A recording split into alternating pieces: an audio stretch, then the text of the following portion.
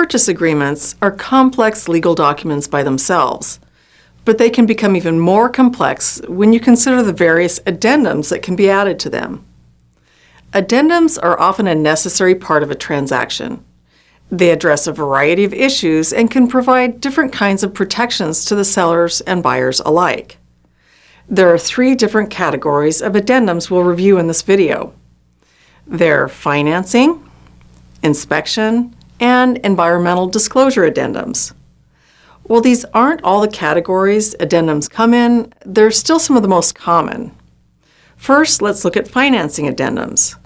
The addendum used depends entirely on the type of financing the buyer is obtaining. For instance, if they're getting a conventional mortgage loan, they would use the financing addendum for conventional or privately insured mortgages, whereas an FHA borrower would use an addendum tailored to FHA loans, and a VA borrower would use an addendum tailored to VA loans, and so on. These forms contain many of the same provisions in them. They simply differ depending on the specifics of the loan.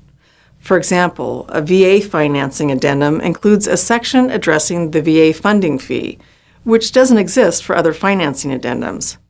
The funding fee is specific to VA loans and goes directly to the Veterans Administration to help cover the costs of defaulted loans.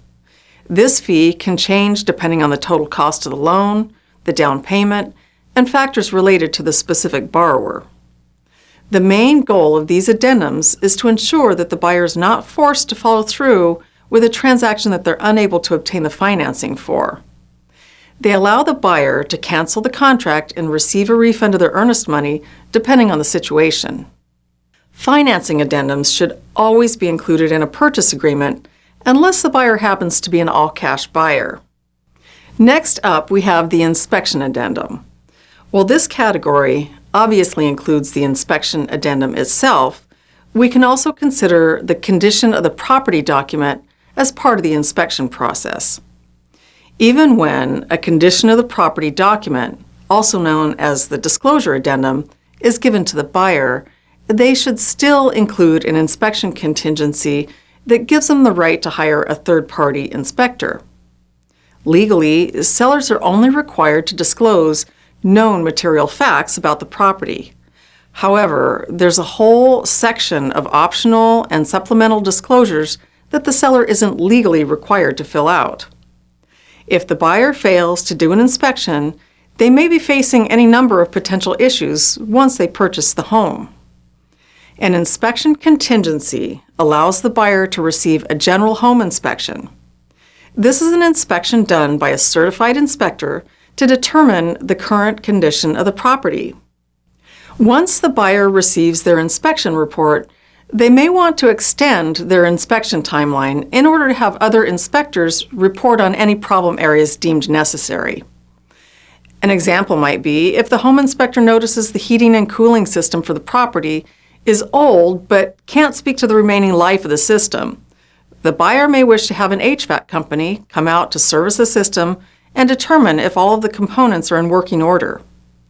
Inspection addendums give buyers time to find out more information about the property and attempt to negotiate costs of major repairs with the seller. And finally, environmental addendums. There are quite a few addendums that fall under this category, such as floodplain disclosures, lead paint addendums, disclosure of sewage treatment systems, well disclosure statements, and many more. While these are related to a property inspection, they're more specific items that only apply to certain properties. But if a buyer is purchasing a property with a well, for example, it's important for them to know the quality of the well and be aware of any issues. You should be aware of all the potential addendums that can be attached to a purchase agreement so you're able to advise your client on which ones they should include in order to gather necessary information and protect themselves.